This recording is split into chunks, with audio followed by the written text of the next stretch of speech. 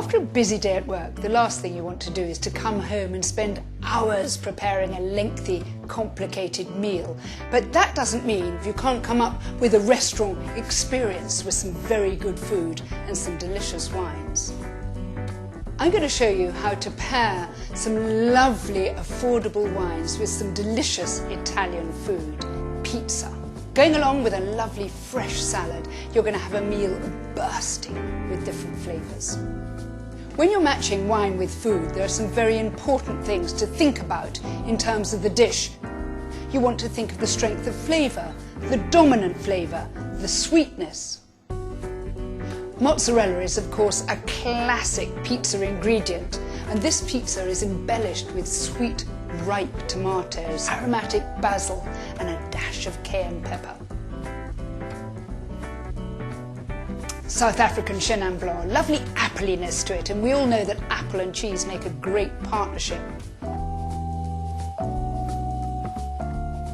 Moving on, if you're cooking a pizza with a bit of a kick to it, a bit of pepperoni or say smoky ham, you want to have a lovely intense Italian red which has enough juicy fruit and backbone to stand up to that ham and sausage. Now, the one I think is best is Montepulciano d'Abruzzo. That smells so plummy and gorgeous. A little heathery, hot Heathland note as well.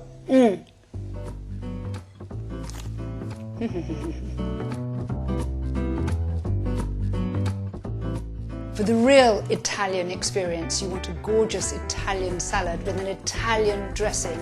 All those gorgeous colours, textures, flavours. You've got romaine lettuce, rocket, onions, green beans, lovely yellow peppers and red tomatoes.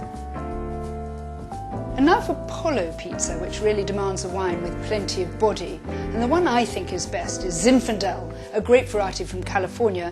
It's the same grape variety as Primitivo from southern Italy. It has lovely raspberry and blackberry fruit and a great smokiness to it. The marinated chicken breast on this thin and crispy pizza is quite spicy, but it's offset by the sweetness from the tomatoes.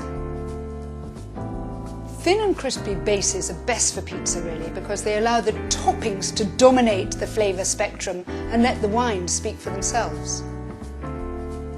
For an authentic pizzeria experience at home, make sure you've got some lovely fresh ground pepper in a bowl on the side, and also don't forget you must have loads of either grated or better still shaved Italian cheese. Reds, by and large, should be served at room temperature, and that just means at the temperature of the room you're in. You don't have to warm them up. Whites should be chilled, but not numbed out of existence. It's a good idea, too, to serve them in a wine cooler. Glasses.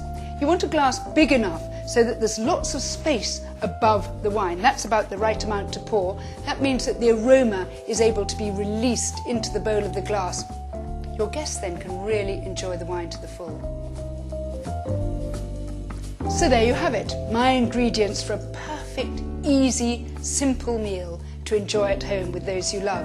Do take care selecting the wine to go with the food, or you could look up my very simple wine with pizza matching guide on www.pizzaforpassioni.com.